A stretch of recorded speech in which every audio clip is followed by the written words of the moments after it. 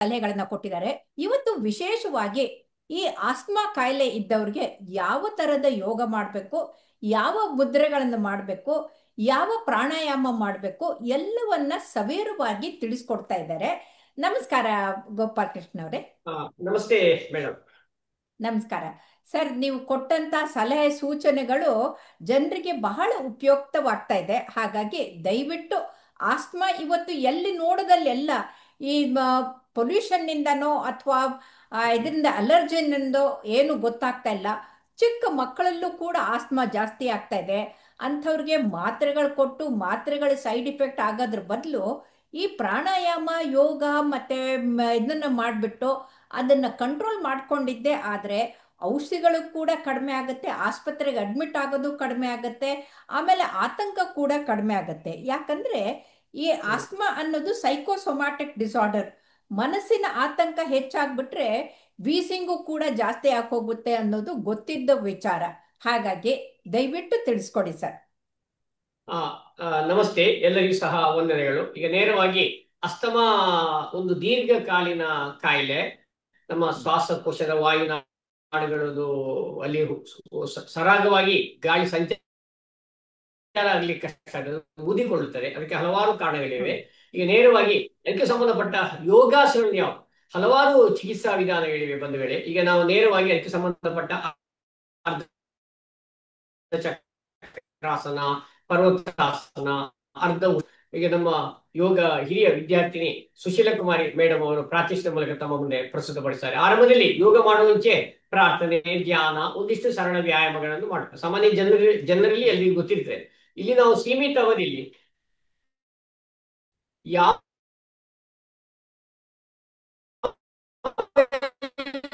ಆಸನವನ್ನು ಮಾಡ್ತಾರೆ. ಆರಂಭದಲ್ಲಿ ಅವರು ಎಲ್ಲರಿಗೂ ಸಹ ನಮಸ್ತೆ ಮಾಡಿಕೊಂಡು ಅರ್ಧ ಚಕ್ರಾಸನ ಅಸ್ತಮಾ ನಿಯಂತ್ರಣಕ್ಕೆ ಬಹಳ ಪರಿಣಾಮಕಾರಿಯಾದಂತಹ ಆಸನ ಅರ್ಧ ಚಕ್ರಾಸನ. ಸೈಡ್ ಪೋಸ್ಟ್ ತೋರಿಸ್ತಾರೆ, ಗಮನಿಸಿ ಬಂಧುಗಳೇ. ಆರಂಭದಲ್ಲಿ ನೆಟ್ಟಗೆ ನೇರವಾಗಿ ಈ ರೀತಿ ನಿಂತುಕೊಳ್ಬೇಕು, ತಾಡಾಸನ. ಆಮೇಲೆ ಸೊಂಟದ ಹಿಂಭಾಗಕ್ಕೆ ಎರಡು ಕೈಗಳು, ಸೊಂಟದ ಹಿಂಭಾಗಕ್ಕೆ ಎರಡು ಕೈಗಳು. ಒಮ್ಮೆ ಅವರು ಕೈ ಹೇಗೆ ಒಮ್ಮೆ ತಿರುಗಿ ತೋರಿಸ್ತಾರೆ ನೋಡಿ, ಈ ರೀತಿ ಕೈಗಳನ್ನು ಹಿಂದೆ ಇಡಿಸ್ಬೇಕು. ಕಾಲುಗಳಲ್ಲಿ ಈ ರೀತಿ ಸ್ವಲ್ಪ ಅಂತರ ಗಮನಿಸಿ, ಕಾಲುಗಳಲ್ಲಿ ಸ್ವಲ್ಪ ಅಂತರ. ಸೊಂಟದ ಹಿಂಭಾಗಕ್ಕೆ ಎರಡು ಕೈಗಳು. ಉಸಿರನ್ನು ತೆಗೆದುಕೊಳ್ಳುತ್ತಾ ನಿಧಾನವಾಗಿ ಸೊಂಟದ ಮೇಲ್ಭಾಗದಿಂದ ಹಿಂದಕ್ಕೆ ಬಾಗಬೇಕು. ಆಗ ಶ್ವಾಸಕೋಶದ ಸಾಮರ್ಥ್ಯ ಸರಾಗವಾಗಿ ಗಾಳಿ ಸಂಚಾರ ಆಗ್ಲಿಕ್ಕೆ ಸುಲಭ. ಇಲ್ಲಿ ಸಹಜ ಉಸಿರಾಟ, ಉಸಿರನ್ನು ಬಿಡುತ್ತಾ ಸಹಜ ಸ್ಥಿತಿ. ಆದ್ರೆ ಇದನ್ನು ಹೃದಯ ದೌರ್ಬಲ್ಯ, ತುಂಬಾ ಕತ್ತು ನೋವಿದ್ದವರು ಮಾಡಬಾರದು. ಇದು ಕೇವಲ ಇನ್ನೊಮ್ಮೆ ಗಮನಿಸೋಣ. ಇನ್ಹೇಲ್ ಅಂದ್ರೆ ಉಸಿರನ್ನು ತೆಗೆದುಕೊಳ್ಳುತ್ತಾ ನಿಧಾನವಾಗಿ ನೋಡಿ, ಸೊಂಟದ ಮೇಲ್ಭಾಗದಿಂದ ಈ ರೀತಿ ಹಿಂದೆ ಬಾಗಬೇಕು. ಇಲ್ಲಿ ಗಮನಿಸಿ, neck and head and neck hang ಇರ್ಬೇಕು, ಸಹಜ ಉಸಿರು, ಮೊಣಕಾಲು ಬಗ್ಗಿಸಬಾರದು. ಉಸಿರನ್ನು ಬಿಡುತ್ತಾ ಸಹಜ ಸ್ಥಿತಿ, ರಿಲ್ಯಾಕ್ಸ್. ಹಾಗೆ ವೀರಭದ್ರಾಸನ ಎರಡು ಇನ್ನೊಂದು ಗಮನಿಸೋಣ. Front posture tadasana. ಉಸಿರನ್ನು ತೆಗೆದುಕೊಳ್ಳುತ್ತಾ ಎರಡು ಕೈಯನ್ನು ಮೇಲೆ ಹಾಕಬೇಕು.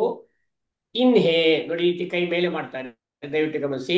ಆಮೇಲೆ 3ರಿಂದ 3.5 ಅಡಿಯಷ್ಟು ಅಂತರ ಕಾಲಲ್ಲಿ ವಿಸ್ತರಿಸಬೇಕು ನೋಡಿ, ಕಾಲು ಇಷ್ಟ ಆಗಲ್ಲ ಇರಬೇಕು. ಅಲ್ಲಿ ಬಲಕಾಲು 90 ಡಿಗ್ರಿ, ಎಡಕಾಲು ಒಳಗಡೆ. ಈಗ ದೇಹವನ್ನು ಫುಲ್ ಟರ್ನ್ ಮಾಡ್ತಾರೆ ಬಲಬದಿಗೆ. ಉಸಿರನ್ನು ಬಿಡುತ್ತಾ ಬಲ ಮಂಡಿಯನ್ನು ಬಗ್ಗಿಸ್ಬೇಕು ನೋಡಿ, ಅಲ್ಲಿ ಬಗ್ಗಿಸ್ಬೇಕು ನೋಡಿ. ಅಲ್ಲಿ ಚೆಸ್ಟ್ ಎಕ್ಸ್ಪಾಂಡ್ ಆಗ್ತದೆ ನೋಡಿ. ಹೆಡ್ ಅಂಡ್ ನೆಕ್ ಹ್ಯಾಂಗ್ ಮಾಡಿ, ಕಾಲು ಎಲ್ ಶೇಪ್ ಇರ್ಬೇಕು. ಕಾಲು ನೋಡಿ ಗಮನಿಸಿ ಬಂಧುಗಳೇ, ಈ ರೀತಿ ಕಾಲಿಗೆ ಇರ್ಬೇಕು. ಆಮೇಲೆ ನೋಡಿ ಹೆಡ್ ಅಂಡ್ ನೆಕ್ ಹ್ಯಾಂಗ್, ಹಾಗೆ ಸಹಜವಾಗಿ ಎದೆಯ ಭಾಗ ವಿಶಾಲಗೊಳ್ಳುತ್ತದೆ. ಅಲ್ಲಿ ತೆರೆದುಕೊಳ್ಳಿಕ್ಕೆ ಅಸ್ತಮಾ ನಿಯಂತ್ರಣಕ್ಕೆ ಸಹಕಾರಿ ಆಗ್ತದೆ. ಈ ಸ್ಥಿತಿಯಲ್ಲಿ ಸಹಜ ಉಸಿರಾಟ 1 2 3 ರೀತಿ ಇಟ್ಟುಕೊಂಡು ಇನ್ಹೇ ಕಮ್ ಬ್ಯಾಕ್. ಹಾಗಾದ್ರೆ ಇನ್ನೊಂದು ಬದಿಯಲ್ಲಿ ಲೆಫ್ಟ್ ಸೈಡ್ ಅದೇ ರೀತಿ ಬಗ್ಗಿಸಿ ನೋಡಿ, ಕಾಲು ನೋಡಿ ಈ ರೀತಿ ಇರ್ತದೆ. ಒಂದು 90 ಡಿಗ್ರಿ ಮತ್ತೆ ಎಲ್ ಶೇಪ್ ಸ್ಟ್ರೈಟ್ ಆಗಿ. ಮತ್ತೆ ಎಕ್ಸೇಲ್ ಈ ರೀತಿ ಹೆಡ್ ಅಂಡ್ ನೆಕ್. ಇದೆಲ್ಲ ಒಮ್ಮೆ ಗುರು ಮುಖೇನ ಕಲಿಬೇಕು, ಇದೆಲ್ಲ ಮಾಹಿತಿಗಾಗಿ. ಇದಕ್ಕೆ ವೀರಭದ್ರಾಸನ, ಶಿವದೇವರ ಔರಸ ಪುತ್ರ ಹೆಸರು. ಎದೆ ಹೃದಯ ಶ್ವಾಸಕೋಶ ಕೆರಳುದು. Come back, inhale. ಇನ್ನು ನೇರವಾಗಿ ಕುಳಿತುಕೊಂಡು ಮಾಡುವ ಪರ್ವತಾಸನವನ್ನ ಆರಂಭದಲ್ಲಿ ಅವರು ಈ ರೀತಿ ನೆಕ್ಸ್ಟ್ ಕೂತ್ಕೊಳ್ತಾರೆ. ಪರ್ವತಾಸನ ದಯವಿಟ್ಟು ಗಮನಿಸೋಣ. ಆರಂಭದಲ್ಲಿ ಪದ್ಮಾಸನ, ಕೂತ್ಕೊಳ್ಳಿ, ಬಿಸಿಡ. ಕುಳಿತುಕೊಂಡು ತಮ್ಮ ಮುಂದೆ ಪದ್ಮಾಸನವನ್ನು ಪ್ರಸ್ತುತ ಪಡಿಸ್ತಾ ಇದ್ದಾರೆ. ಪದ್ಮಾಸನ, ಬಲಕಾಲನ್ನು ಮಡಿಸಿಕೊಂಡು ಎಡ ತೊಡೆಯ ಮೇಲೆ, ಎಡಕಾಲನ್ನು ನೋಡಿ ತರುವ ಕ್ರಮ ಹೀಗೆ, ಪ್ರತಿಯೊಂದು ಶಿಸ್ತುಬದ್ಧ, ಉಸಿರಿನ ಗತಿಯೊಂದು ನೋಡಿ. ಎಡಕಾಲನ್ನು ಮಡಿಸಿಕೊಂಡು ಬಲ ತೊಡೆ ಮೇಲೆ. ಇದು ತೀರಾ ಪದ್ಮಾಸನ ಕಷ್ಟ ಆದರೂ ಸುಖಾಸನ ಮಾಡ್ಬೋದು. ಇಲ್ಲಿನ ಮುಖ್ಯ ಉದ್ದೇಶ ಪರ್ವತಾಸನ. ಆರಂಭದಲ್ಲಿ ನಾವು ಚಿನ್ಮುದ್ರೆ ಮಾಡ್ಲಿಕ್ಕೆ ಹೇಳ್ತೀವಿ, ಗಮನಿಸಿ, ತೋರು ಬೆರಳು ಹೆಬ್ಬೆಳು ತುದಿ. ಆಮೇಲೆ ಪರ್ವತಾಸನ, ಎಸ್, ಪರಸ್ಪರ ಬೆಳೆದು ಹಿಡಿದು ಕೈ ತಿರುಗಿಸಿ ಇನ್ಹೇಲ್. ಇದರಲ್ಲಿ ಮೃದುವಾದ ವ್ಯಾಯಾಮ, ಹೃದಯದ ಆರೋಗ್ಯಕ್ಕೂ ಪ್ಲಸ್ ಲಂಗ್ಸ್ ಕೆಪಾಸಿಟಿ ಹೆಚ್ಚಾಗ್ಲಿಕ್ಕೆ ನೋಡಿ ಅಲ್ಲಿ ತೆರೆದುಕೊಳ್ಳಿಕ್ಕೆ ಹೆಲ್ಪ್ ಆಗ್ತದೆ. ಇಲ್ಲಿ 1ರಿಂದ 10 ಸಹಜ ಉಸಿರಾಟ ಈ ರೀತಿ 2 ಬಾರಿ 3 ಬಾರಿ ಮಾಡಬೇಕು. ರಿಲ್ಯಾಕ್ಸ್, ವಿಶ್ರಾಂತಿ, ಈ ರೀತಿ 2 ಬಾರಿ 3 ಬಾರಿ 2 ಬದಿಯಲ್ಲಿ ಮಾಡ. ಈಗ ನಾವು ಒಂದು ಬದಿಯಲ್ಲಿ ನೋಡೋಣ. ಇನ್ನೀಗ ನೇರವಾಗಿ ಅರ್ಧ ಉಷ್ಟ್ರಾಸನ, ಯಾಕೆಂದ್ರೆ ಸೀಮಿತ ಅವಧಿಯಲ್ಲಿ ಅಸ್ತಮಕ್ಕೆ ಬೇಕಾಗುವ ಯೋಗಾಸಗಳು ನೋಡಿ. ನೀಲ್ ಡೌನ್ ಮಾಡಿ ಈ ರೀತಿ ಇರಬೇಕು, ಮಂಡಿ ಊರಿ. ಅರ್ಧ ಉಷ್ಟ್ರಾಸನ, ದಯವಿಟ್ಟು ಕಾಲು ಗಮನಿಸಿ. ಅಲ್ಲಿ ಎದುರು ಎಷ್ಟು ಆಗಲ್ಲ, ಹಿಂದೆ ಅಷ್ಟೇ ಆಗಿಲ್ಲ. ಸೊಂಟದ ಹಿಂಭಾಗಕ್ಕೆ 2 ಕೈಗಳು, ಅದು ಬಹಳ ಉಂಟು. Inhale, bend backward, head and neck hang ಮಾಡ್ಬೇಕು. ಗಮನಿಸಿ ಬಂಧುಗಳೇ, ನೋಡಿ ಇಲ್ಲಿ ಸಹಜ ಉಸಿರಾಟ 1 2 3 4 5 6 7 8 9 10. ಎಕ್ಸೇಲ್. ಇದು ಸಹ ಹಾಗೆ, ತೀರಾ ಕತ್ತು ನೋವಿದ್ದವರು, ಹೃದಯ ದೌರ್ಬಲ್ಯ ತುಂಬಾ ಇದ್ದವರು ಮಾಡುದು ಬೇಡ. ಇನ್ನೊಮ್ಮೆ ಇನ್ಹೇಲ್, ಇದು ಅಸ್ತಮಾ ನಿಯಂತ್ರಣ, ಥೈರಾಯ್ಡ್ ಗ್ರಂಥಿ ಆರೋಗ್ಯವರ್ಧನೆ. ನೋಡಿ ಶ್ವಾಸಕೋಶದ ಭಾಗ ವಿಶಾಲವಾಗಿ, ವಿಶೇಷವಾಗಿ ಎದೆ ಭಾಗ ವಿಶಾಲವಾಗಿ ಟ್ರ್ಯಾಕ್ ಓಪನ್ ಆಗ್ಲಿಕ್ಕೆ ಒಳ್ಳೆಯದು. ಸ್ವಲ್ಪ ಹೊತ್ತು ಸಹಜ ಉಸಿರಾಟ. ಎಕ್ಸೇಲ್, ಇದರ ಮುಂದುವರಿದ ಭಾಗ ಉಶ್ವಾಸ ಉಂಟು, ಅದು ಕಷ್ಟ. ಅದಕ್ಕೋಸ್ಕರ ಆರಂಭದಲ್ಲಿ ಅರ್ಧ ಉಶ್ವಾಸ ಮಾಡಿ ಪರಿಣತಿ ಹೊಂದಿದ ಮೇಲೆ ಉಶ್ವಾಸನ ಮಾಡಬಹುದು. ಇನ್ನು ಸೇತು ಬಂದ ಸರ್ವಾಂಗಾಸನ ನಾವು ಸಂಕ್ಷಿಪ್ತವಾಗಿ ನಿಂತುಕೊಂಡು, ಕುಳಿತುಕೊಂಡು, ಇನ್ನು ಮಲಗಿಕೊಂಡು ಸೇತು ಬಂದ ಬ್ರಿಡ್ಜ್ ಪೋಸ್ಚರ್. ಹಲವಾರು ಯೋಗಾಸನಗಳಿವೆ, ಮತ್ಸ್ಯಾಸನ ಇದೆ. ಈಗ ನಾವು ಪ್ರಮುಖವಾಗಿ ಮಾತ್ರ ತೋರಿಸಿವೆ. ನೋಡಿ, ಅವರು ಮಲಗ್ತಾರೆ. ಇಲ್ಲಿ 2 ಕೈಗಳ ಸಹಾಯದಿಂದ ಆರಂಭದಲ್ಲಿ ಬೇಕಾದ್ರೆ ತುಸು ವಿಶ್ರಾಂತಿ ಮಾಡ್ಬೋದು. ವಿಶ್ರಾಂತಿ ಮಾಡೋ ವಿಧಾನ ಗಮನಿಸಿ. ಕಾಲಗಲ, ಕೈಯಗಲ, ಜಸ್ಟ್ ಮಾಹಿತಿಗಾಗಿ 1-2 ಬಾರಿ 3 ಬಾರಿ ದೀರ್ಘ ಉಸಿರಾಟ ಮಾಡಿ ಇನ್ನೆಲ್ಲಿ ಮಾಡುವಾಗ ಚೆಸ್ಟ್ ಎಕ್ಸ್ಪಾಂಡ್ ಆಗ್ತದೆ, ಮತ್ತೆ ಬಿಡಬೇಕು.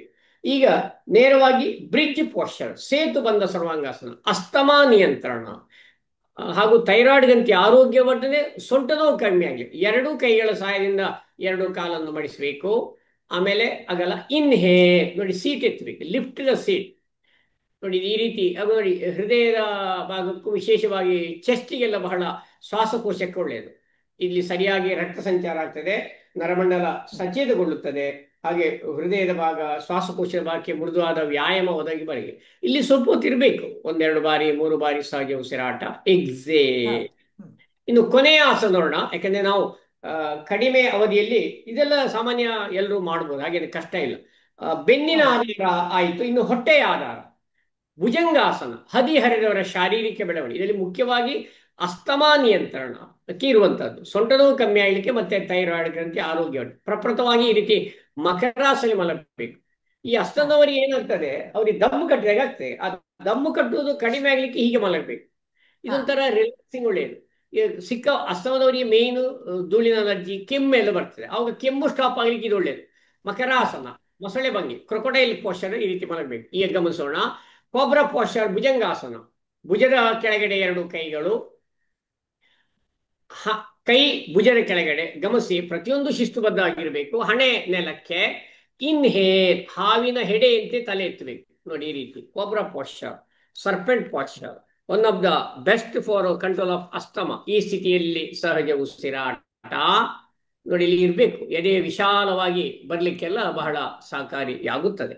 ಎಕ್ಸೇಲ್, ಕಮ್ ಬ್ಯಾಕ್, ಈ ರೀತಿ ಇದನ್ನು 2 ಬಾರಿ 3 ಬಾರಿ ಎಲ್ಲ ಮಾಡಿ. ಈಗ ಮಕರಾಸನ.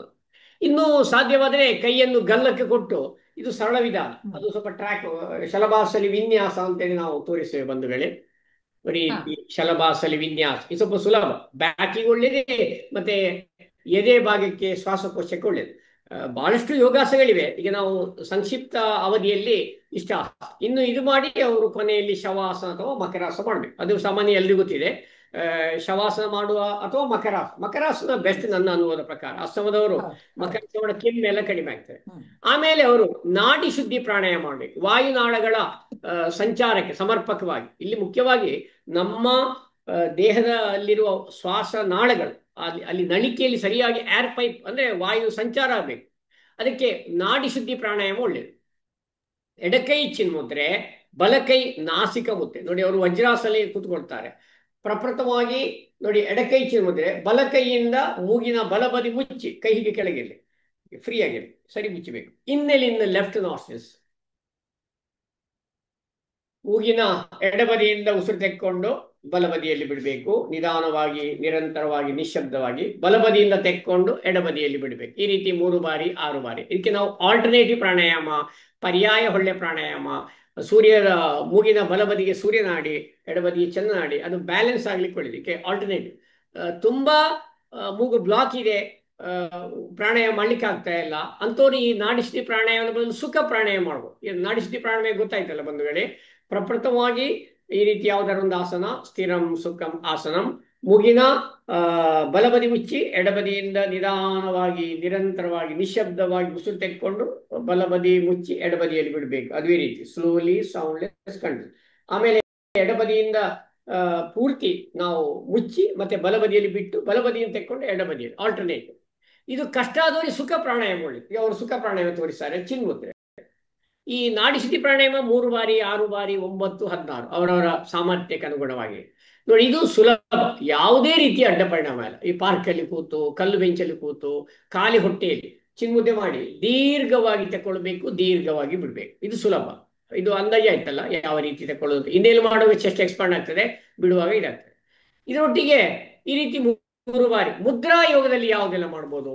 ಅಸ್ತಮಾ ಮುದ್ರೆ ಅಂತ ಇದೆ. ಇದು ಬಹಳ ಪರಿಣಾಮಕಾರಿಯಾದ ಮುದ್ರೆ ಮೇಡಮ್. ಅಸ್ತಮಾ ಮುದ್ರೆ ನೋಡಿ, ಅವರು ತೋರಿಸ್ತಾರೆ. ಕೈ ಹೀಗೆ ಎದೆ ಮುಂದೆ ಹಿಡಿಬೇಕು, ಹೀಗೆ ಹೀಗೆ ನೋಡಿ, ಗಮನಿಸಿ ಬಂಧುಗಳೇ.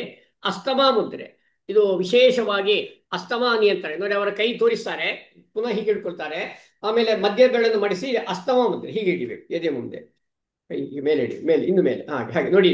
ಅಲ್ಲಿ ಒಂದೇ ಲೆಕ್ಕ ಆಗಲ್ಲ, ತೋರು ಬೆರಳು ಅಗಲ ಆಗಲಿ, ಮಧ್ಯದ ಬೆರಳು ಅಗಲ, ಇಲ್ಲಿ ಕೆಳಗೆ ಆಗಲ್ಲ, ಅಗಲ ಅಲ್ಲ, ಇದಾಗಲ್ಲ, ಇದು ಈ ಬೆರಳು, ಹಾಗೆ ಹಾಗೆ ನೋಡಿ. ಇದಕ್ಕೆ ಅಸ್ತಮಾ ಮುದ್ರೆ. ಅದು ಟಚ್ ಆಗ್ಬೇಕು ಮೇಡಮ್, ಮಧ್ಯದ ಬೆರಳು ಆಕಾಶ ಅಸ್ತಮಾ ಮುದ್ರೆ ಅದು ಮಾಡಬೇಕು. ಇದಕ್ಕೆ ಮಂತ್ರ ಇಲ್ಲ, ಸುಮ್ಮನೆ ಒಂದು 6 ನಿಮಿಷದಾಗೆ 3 ಬಾರಿ. ಇದು ಯಾವ ಹೊತ್ತಿಗೂ ಮಾಡ್ಬೋದು. ಅದರೊಟ್ಟಿಗೆ ಸಹಜ ಶಂಖ ಮುದ್ರೆ ಮಾಡಬೇಕು. ಮಾರ್ನಿಂಗ್ ಶೀತ, ಅಲರ್ಜಿ, ಕೆಮ್ಮಿಗೆ ಓಂ ವಿಷ್ಣವೇ ನಮಃ, ಓಂ ವಿಷ್ಣವೇ ನಮಃ, ಓಂ ವಿಷ್ಣವೇ ನಮಃ ಅಂತೇಳಿ ಇದು ಅಸ್ತಮಾ ದಮ್ಮು ಕಟ್ಟೋದಕ್ಕೆ ಬಹಳ. ಇದು 10 ನಿಮಿಷ ಮಾಡ್ಬೇಕು. ಇದು ಹೌದು. ಈ ರೀತಿ ಸಹಜ ಬೆರಳನ್ನು ಬಿಡಿಸಿ ಇಂಟರ್ಲಾಕ್ ಮಾಡಿ ಮೇಡಮ್, ಹೀಗೆ ಇಂಟರ್ಲಾಕ್ ಮಾಡಿ ಹೆಣಿಬೇಕು. ಆಮೇಲೆ ಹೆಬ್ಬೆರಳು ಮೇಲೆ ಹೆಬ್ಬೆರಳು ಹೀಗೆ ಹಿಡಿಬೇಕು, ಗ್ಯಾಪ್ ಇರಬೇಕು. ಈ ರೀತಿ ಇದನ್ನು ಸುಶೀಲ ಕುಮಾರಿ, ನಿವೃತ್ತ KPT ಪ್ರಿನ್ಸಿಪಾಲ್ ಮಂಗಳೂರು, ಅವರು ನಿವೃತ್ತಿಯಾಗಿ ಕಲಿತು ಈಗ ಯೋಗ ಟೀಚರ್ ಮಾಡ್ತಾ ಇದ್ದಾರೆ. ಹಾಗೆ ಒಂದು ಸಹಜ ಶಂಖ ಮುದ್ರೆ ತಮ್ಮ ಮುಂದೆ ಪ್ರಸ್ತುತಪಡಿಸ್ತಾ ಇದ್ದಾರೆ. ಅದರೊಟ್ಟಿಗೆ ಶಂಖ ಮುದ್ರೆ ಇದೊಂದು 10 ನಿಮಿಷ, ಶಂಖ ಮುದ್ರೆ ಒಂದು 15ರಿಂದ 20 ನಿಮಿಷ. ಇದು ಸಹ ದಮ್ಮು ಕಟ್ಟದ ಕೊಳೆ.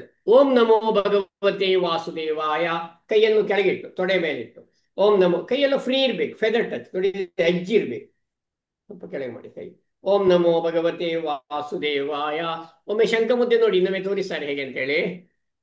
ಈ ರೀತಿ ಶಂಖ ಮುದ್ರೆ ಹಿಡ್ಕೊಂಡು ಮೆತ್ತಗೆ ಮಾಡ್ಬೇಕು. ಇದೆಲ್ಲ ಒಮ್ಮೆ ಗುರು ಮುಖೇನ ಕಲ್ತ್ರೆ ಒಳ್ಳೇದು. ಇದು ಒಮ್ಮೆ ಅರಿವು ಮೂಡಿ ನೋಡಿ, ಪುನಃ ಕೆಳಗೆ ಇಟ್ಟು ತೋರಿಸ್ತಾರೆ ಓಂ ನಮೋ ಭಗವತೆ ವಾಸುದೇವ. ಇದಿಷ್ಟು ಸಂಕ್ಷಿಪ್ತ ಮಾಹಿತಿಗಳು. ಈ ಒಂದಿಷ್ಟು ಆಸನಗಳು, ಒಂದಿಷ್ಟು ಪ್ರಾಣಾಯಾಮ, ನಾಡಿ ಶುದ್ಧಿ, ಸುಖ ಪ್ರಾಣಾಯಾಮ, ಮುದ್ರಾ ಯೋಗದಲ್ಲಿ 2-3 ಎಲ್ಲ ಮಾಡಿ ಕೊನೆಯಲ್ಲಿ ಪ್ರಾಣ ಮುದ್ರೆ ಮಾಡ್ಬೇಕು. ಓಂ ಹಿರಣ್ಯ ಗರ್ಭಾಯ ನಮಃ. ಅಸ್ತಮಾ ಸಮಸ್ಯೆ ಇದ್ದವರು ಪ್ರಾಣ ಮುದ್ರೆ ಆರಂಭದಲ್ಲಿ ಒಂದು 5 ಮಾಡಿ ಕೊನೆಯಲ್ಲಿ 10 ನಿಮಿಷ ಮಾಡ್ಬೇಕು ನೋಡಿ. ಈ ರೀತಿ ಪ್ರಾಣ ಮುದ್ರೆ ಆರಂಭದಲ್ಲಿ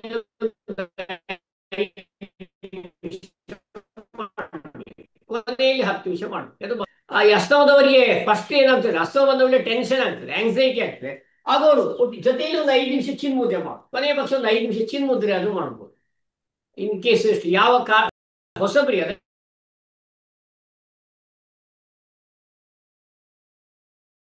ಸ್ಟ್ರೆಸ್ ಕಮ್ಮಿ ಆಗ್ಲಿಕ್ಕೆ ಇದು ಬಹಳ. ಇದಿಷ್ಟು ಸಂಕ್ಷಿಪ್ತ ಮಾಹಿತಿ.